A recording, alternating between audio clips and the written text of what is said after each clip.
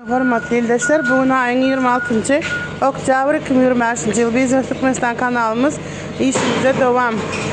Bu Koytondağı öngör galipler bilen tırda boyları hazır Aşgabat'tan geldi. Yüklemiz onam yüklep çık Koyton'a nesip edenden. Biznes Türkmenistan kanalıyla kalın iyicelara devam edeceğiz.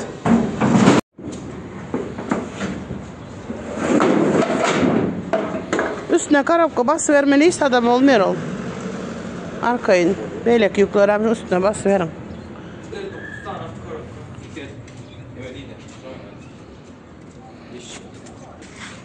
Hava olaram atıştırmam bu ne angardı da.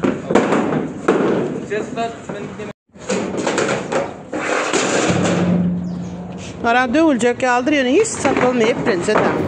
Dostlar bu Xitay yüklerimizde Murat deyip Koyton'dan dostu olduğumuz gemideki müşterilerimizin 3D panelleri geldi. 60 santimetre 3 metrelik dostlar.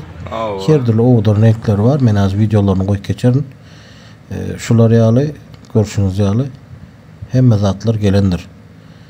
Klientimize getirip verendir. Euro zaborlarım geldi dostlar. Zaborlarım size görküzeyim. Bunlar Euro zabor galipleri. Başka da köp galipler ellerinde vardır. Koyton'da etrafında Praka'da verendirler.